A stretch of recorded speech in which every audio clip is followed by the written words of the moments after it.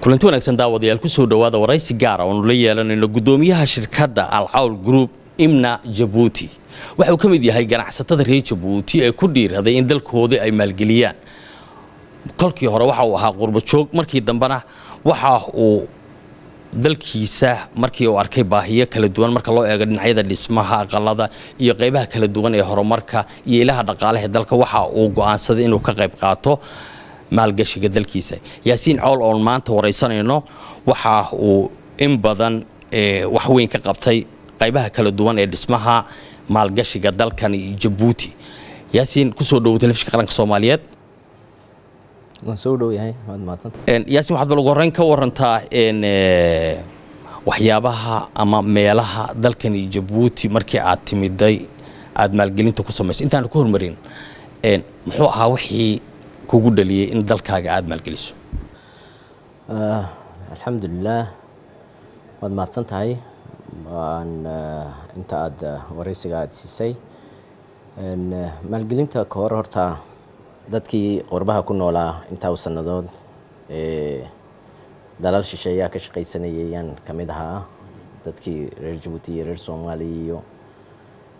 caalamkaba dadkii tagay dibadaha ay ka soo shaqaysanayeen haddana kulli muhiimaddu waxa weeyaan dalkaaga inaad ku soo noqotid oo waxaad ka qabsatid ayaa muhiima marka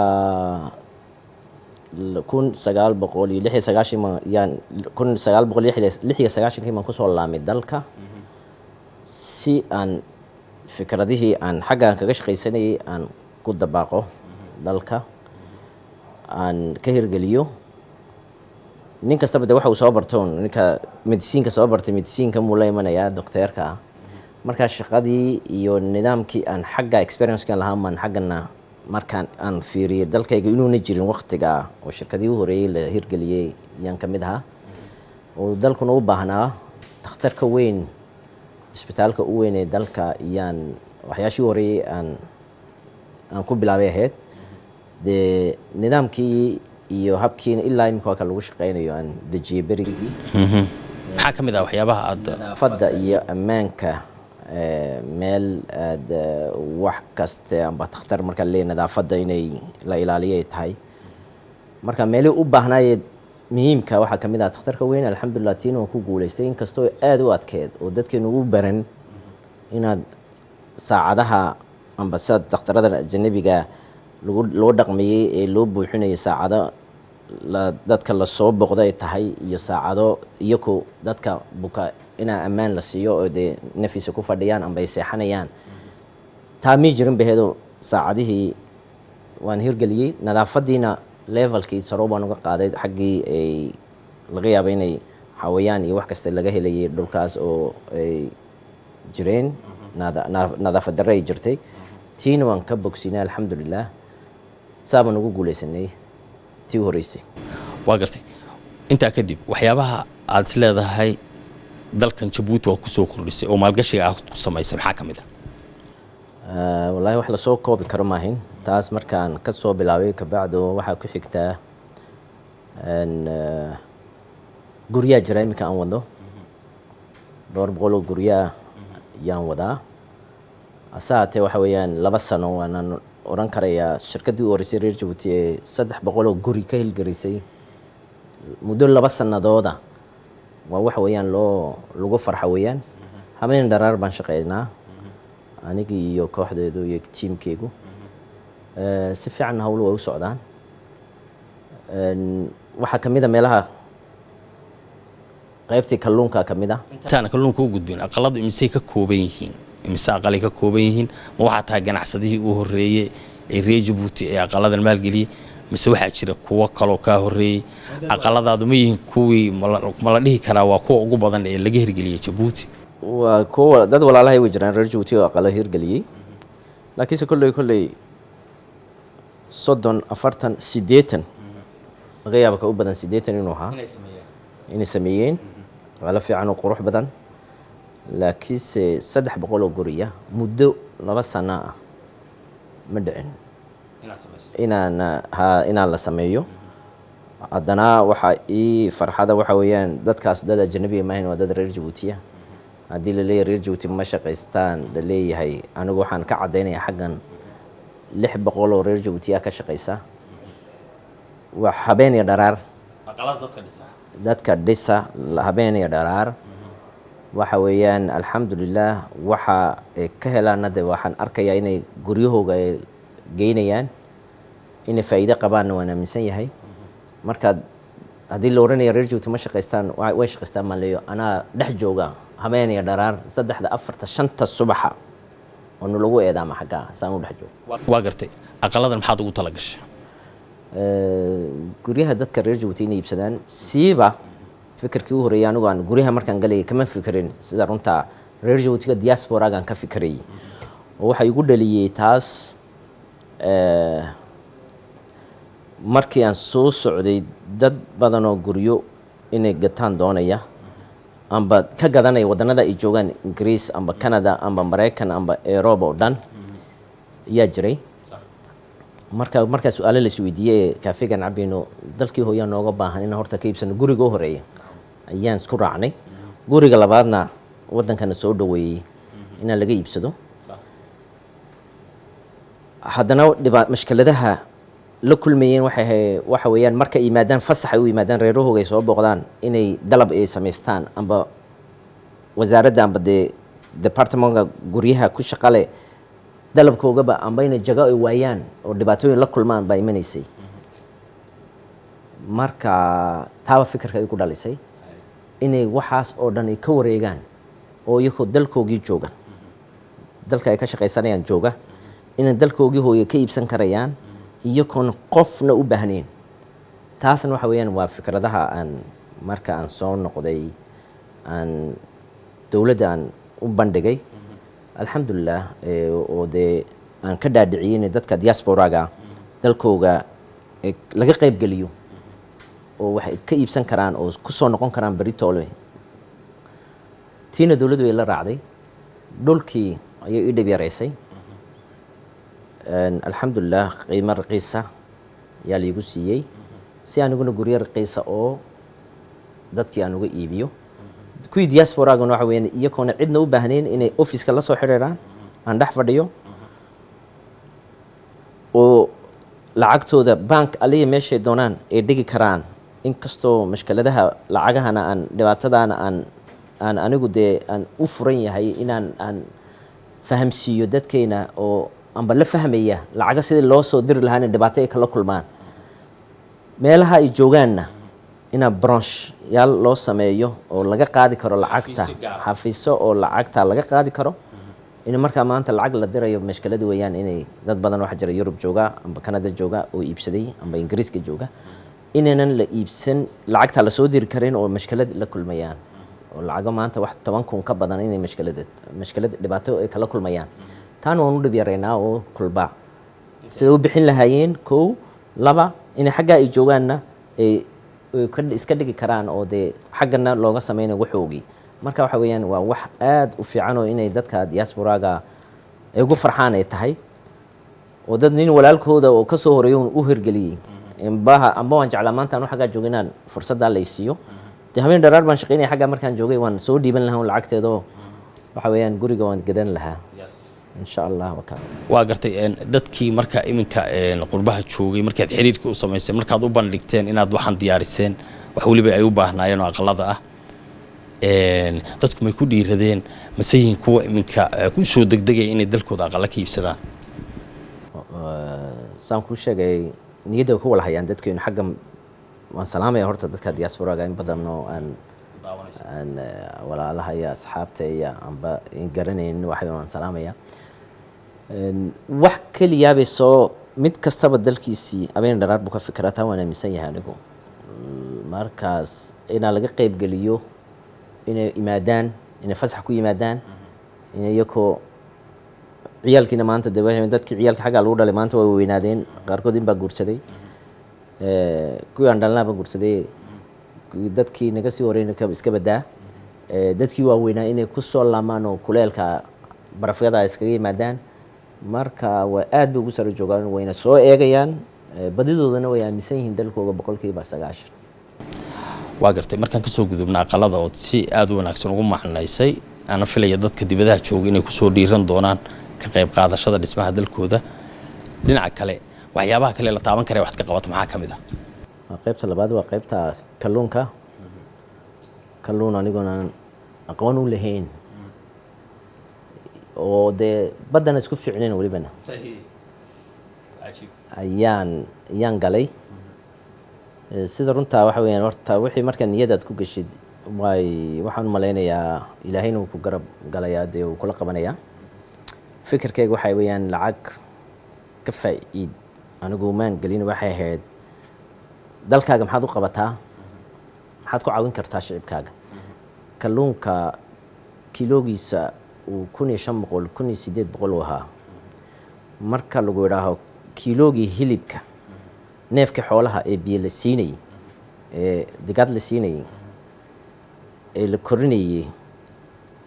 marka la dhaqayay marka uu 1200 noqdo kalluunka ilaahayna siiyay badda ku jirana uu noqdo 1500 sidee wax u jiraan baan yaan ka dhaqaaqay sida runta aqoon ma lahayn markaan galo qiimaha horta jabis ayaan u galaheed inkastoo mashkalad badan aan la kulmay oo ilaa imkan aan ku jiro haddana waxaan isku eegayaa inaan hawsha aan wado ilaa xaggaan tawaras aan ku guulaysto qiimihii kalluunka hilibkii maanta uu ka raqiisan yahay alxamdulilah weeyaan taawan keena nadaafadda iyo dhismaha waxaas waa isku soo gaadh maxaad shicibkii iyo dadkii jeebkooga horta u hadhayaad yaa muhiima 1500 laga siinay maanta haddii laga siinay 800 600 400 uu kalluun ku helayo maanta alxamdulilah weeyaan muddo la waayaa jirta inaan muddadaana aan la dagaaltamo inaana la waayin kalluun ayaan isku eegay haddana oo maraakiibda ku yaraa fadeedadii yaraa baxayay laga yaabaa inay maanta 50 baa jiro toddobaadkan oo dhan kalluun ma jiro shicibkeeni de bad baa kacsan kama dhaadhicin karaysa kalluun baa jiray waa inaad ilaa kalluunka waa inaad u heshid waqtiyaal baa jira anigu badaha iskuma fiicneen dayaxii oo kale jira la leeyahay maanta ma baxayo dadkii ma baxayaan beeshariintii marka waxyaal badan baa anigana iga biiray meesha waa iskuul dee laakiinse alxamdulilah waan isla keenay waxa weeyaan inaan maraakiib ka waaweyn la keeno oo kalluunkaas inuuna kala goyn qiimihiisuna uu hoos u yaallo dee haddii aan lacag aan doonayo waxa weeyaan baa faa'iido aan doonaya macaash oo ka faa'iidaysan leeyahay qiimaha waan ku xajin lahaa waan iska dul fadhigi lahaa meesha dad ajnabiyo Algeria iyo Iran iyo Hindiya nooc kasta jiray oo iga sii horeeyay 5 sano hayay dadka dee boqolkiiba 90 horta way ku farxeen oo dad ajnabi shirkado waaweyn markay soo mareen meeshii iyo sidii kaga tageen iyo anigoo waxbana aqoon u lahayn markaan imid sidaan ka dhigay dad badan horta way igu hambaliyeen way ku mahadsan yihiin reer Djibouti inta dibadda joogta iyo inta gudaha way ku mahadsan yihiin waana soo gaadhayna ambaliyadaas quruxdaana deeynka ma nili sameeyay inaan shaaha lagu cabi karo inaan lagu kulmi karo inaan lagu cunteyn karo siyaasadii kale kalluunka qiimo jibistiina aan hirgelinayo insha Allah waan ku guuleysanaa ganacsaduhu yaasin inta badan waa faa'iido raadis ama dalkiisa ha maalgeliyo ama wadamo kale ha maalgeliyo faa'iidada aad doonayso ma leedahay wax kamid ah waash imikadan aan kula hadlayo markaad aad wadanadii aan ka soo shaqeysanay imika muddo 2-3 sanadood ma tagin marka fasax markaad bixi kar weyn waxay ka dhigan tahay waa wax weyn baad gacanta ku haysaa waxay ka dhigan waa mas'uuliyad anigoo aan qaatay oo sideediina uga soo baxay tahay qiimaha markaad leedahayna waxa weeyaan haddii diiniyana dabalku ama saddexdeed qiimaha markaad aad ka dhigtid xaaraan inay noqonayso ayaa diiniyan la sheegay wixii aad iibinaysidna wax suuragal ah inuu noqdo qiimaha sida runta beenna ma ahayna xukuumadda laftigeega markaan u bandhigay 6 iyo 10 yaan guri ku iibinayaa macal jagadii ku dhex jirto hadda aniga jagada dhulka waa laga iibiyey alxamdulilah qiimo jaban baa laga iibiyey anna qiimo jaban inaan ka iibiyo ayay tahay 6 iyo 10 dawladdu way ilaa waqtigii ministerkii budgeega joogay maaliyadda joogay waan miyaan khasaare ku galin iiga yiraahd alxamdulilah waxaan ka yiraahdaa haddii mar aan dadkeena u dhisayno bal iska fiiri 6 iyo 10 malyan ma dhicin guri 300 oo mitir kaari oo 150 uu dhisan yahay jagaduna 300 yahay lacag raadis qof kasta uu jooga lacag raadis laakiin haddana waxa macaashku inuu kala sareeyo dadkaagii oo de nacam dhibaatoonaya 16 malyan laga yaabaa inay dadka inta badan ay awoodi kareen guriga waan arkaya 30 iyo 50 iyo 80 la siinay waan arkaya anigayga kula hadlay 80 iskuma qori karayo maanta markaan ba 100 malyan iskuma qori karayo nin soo maray baa garanayday xanuunka dadka haysta amba 16 malyan guriga marka aad ku qiyaastid waxay ka dhigantay waa guri la dhameeyay iyo jagadiisi caalamka dad ku comparison min Africa ka qabo Europe-na 16 waa $90,000 $90,000 waxaan dibadda hadda ku eegtid Addis amba Kenya amba wadanada Muqdisho hadda ku eegtid 90,000 waxba ma ahayn waxba kama marka alxamdulillah waxa weeyaan waa qiimo suuragala dhinac kastan ka joogsaday inay iyaguna ay faa'iidaan aniguna faa'iidadooda yaraato ducada uuna ay raaciyaan yaa muhiim magacna ku yeelato oo dhaxal ka tagto waa gartay Yaasiin dawladda dhinaceeda ma jiraan wax dhiirigelin ah marka loo eego maalgashiga dalka ku sameynayso haddii ay noqon lahayd canshuur dhimis haddii ay noqon lahayd in lagu fududeeyo waxyaabaha sahli kara dhismaha ama hawl maalgelinta dalka aad ka sameynayso maxaa kamid ah waxyaabaha hadalkaas mas'uuliyiinta waan kala sheekaystay maaliyadda markii aan dhulkan qaadanayay waxaan u maleynayaa dawladdu inayna waxba ka reebin marka la leeyahay may garab joogsatay dawladdu way garab joogsato waxay u garab joogsatay waxa weeyaan maanta cashuur dhimis lacagna lagama qaado cashuur dhaaf haddiina loo sameeyey waxay ka dhigan tahay dee dadka guryaha qaaliga ku iibinaya iyaga laftigooga inaan lala xisaabtamo maadaama dawladdu lacag badan oo kasoo geli lahayd ay daysay waa si iyakuna qiimaha u jabiyaan yaa loogu talagalay dhulkii oo qiimihii lagaa jabiyey konteyneradaadii oo lagaa cashuureen oo kuu soo galayo oo daan la eegayno zaani lagu geynayo meeshii aad doonaysid waxa weeyaan iyo facility badan oo lagu sameeyey waxaan u maleynayaa waxii dawladdu karaankeyga ah ee anigu aan ka sugayey waan helay waana ziyaadan oo laha waxay qabatay dawladdu ma ku dhiirigelinaysaa dhinaca dadka kale ee iyagu hantiilayaasha reer Djibouti ee wadamada caalamka ku nool in ay ka qayb qaataan maalgashiga dalkooda taa qasab weeyaan oo anigu waa waajibkeyga inaan idhaaho dalkiina u soo dhawaada oo waxgashada amba ay yaraato amba badnaato wayna aaminsan yihiin iyagu laftigooda way aaminsan yihiin wayna ku soo socdaan badidooda kii wax dhigtayna inuu ku soo noqdo oo ka furto private iska samaysto wayna u soo joogaan haddii iyagu imanayna ubadkooga iman doono waxa weeyaan kulleyba waa fikirkaas iyagu maskaxdooda ku jira waa gartay Yaasiin waxaa jira shacbiga Djibouti intooda badan waxay imka muujinayaan ama qaarkoodba ay tilmaamayaan in hawlaha ka socda dalka ay yihiin kuwa aad u ballaaran mararka qaar waxaa jirta dhibaatooyin la soo dirista dadka haddii ay noqon lahayd daadad haddii ay noqon lahayd dabka kaca xaafadaha qaarkood oo inta badan dhaca marka qabsiinkii uu jiro arrimaha dadka hayntooda yar tahay iyo dadka dhibaataysan ilaa iminka maad ka qayb qaadatay qorshahaaguna ma yahay ka qayb qaadashada taageerada dadkaaga maadaama dawladda aan lagu deyn karin in mar walba ay dadka gargaarto alxamdulillah ha meeyo taas waxa weeyaan waa wax qasaba oo waajibkii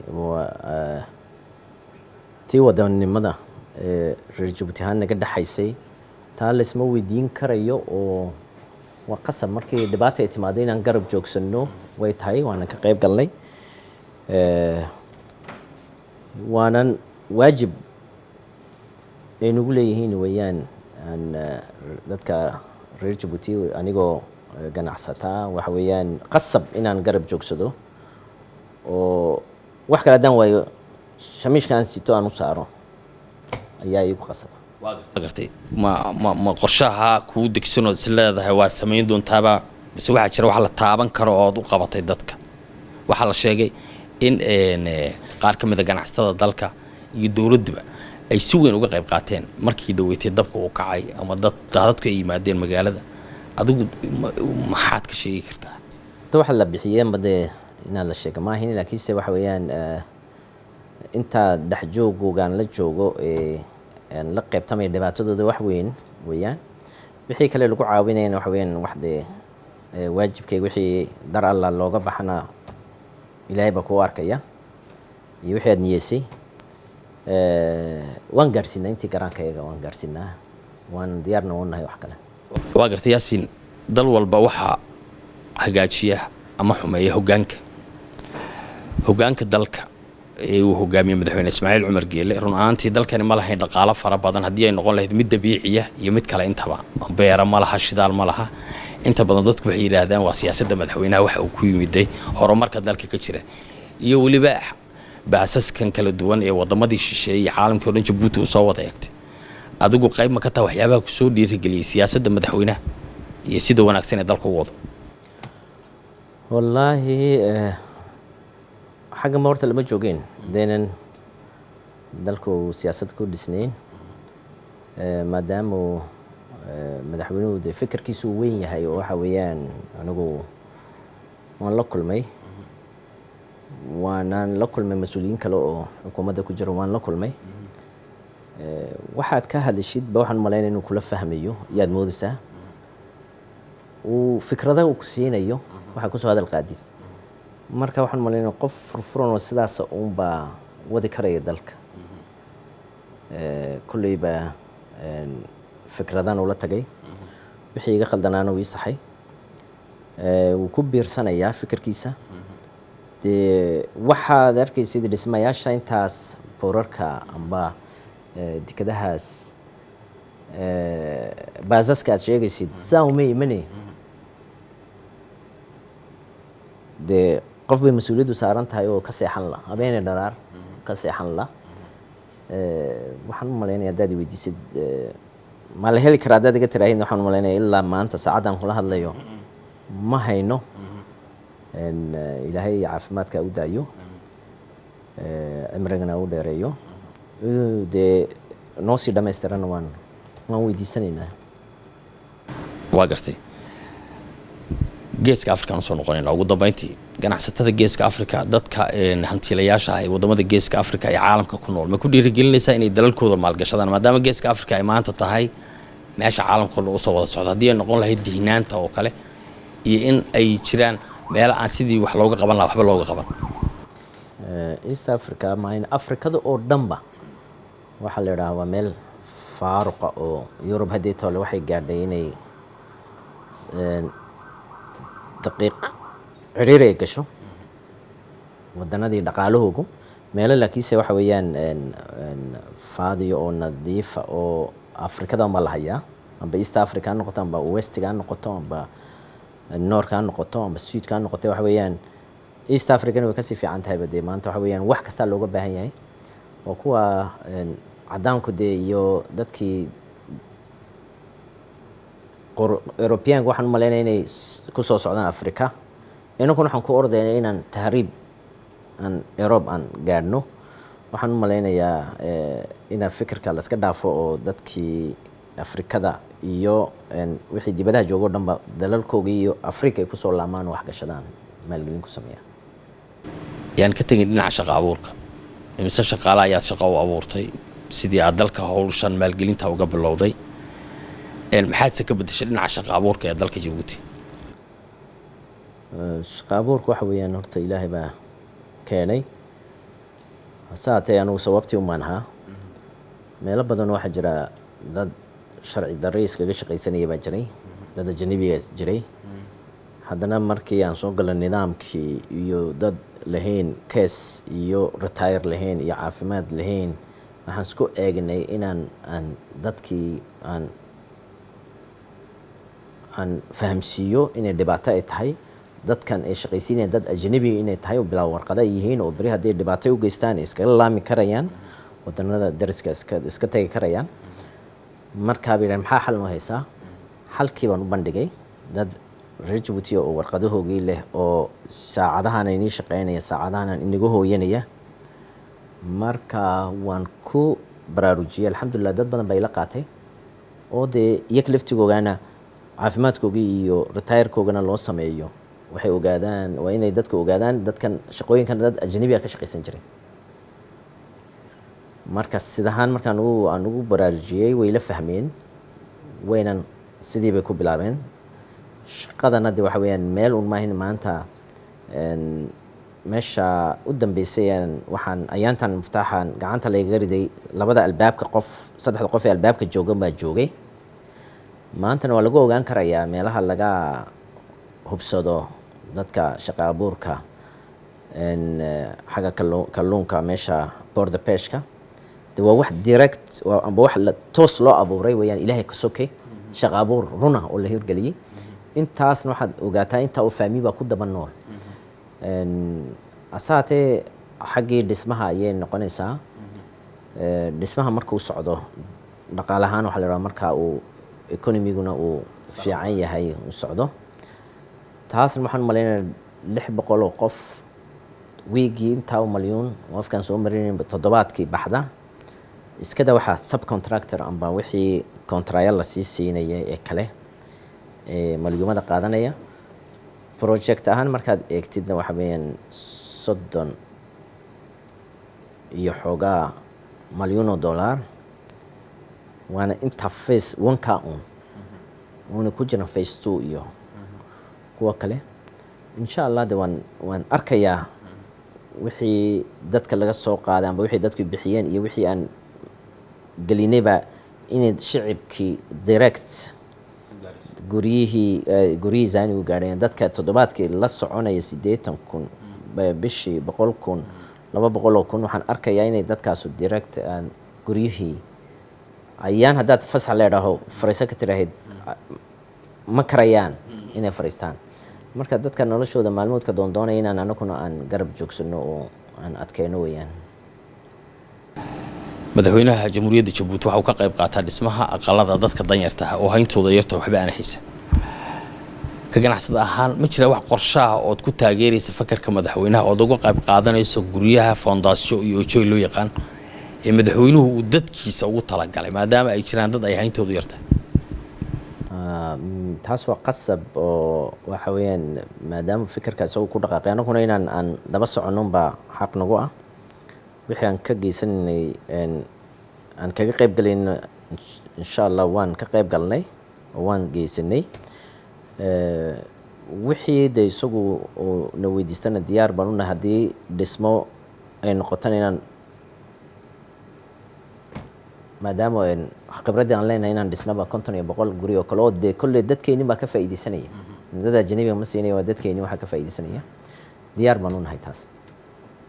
aad iyo aad buu mahadsan yahay gudoomiyaha shirkadda Al-Cawl Group ibnu Jabuuti Yaasiin Cawleed Faarax waxa uu ka mid yahay ganacsada reer Jabuuti ee wax weyn ka qabtay marka loo eego dhinacyada horumarka shaqo abuurka dhaqaalaha iyo waliba kaabayaasha dhaqaalaha ee dalkan Jabuuti oo aqalada aad arkaysaan ay ka mid yihiin waxaana kulkiisa hore uu ka yimid qurbaha inta ayaan ku soo gabagabaynaynaa barnaamijkii gaarka ahaa oo aanu waraysi gaarka ah oo la yeelanay Yaasiin Cawleed Faarax tan inta ku kulmayno waa Mikael Cabdirashiid Barre oo kaga tagay sida ay nabadgelyo waxaana kala socotaan telefishinka qaranka Soomaaliya tan inta ku kulmayno barnaamijkan lamid ah waxaan kaga tagaynaa sida iyo nabadgelyo thank you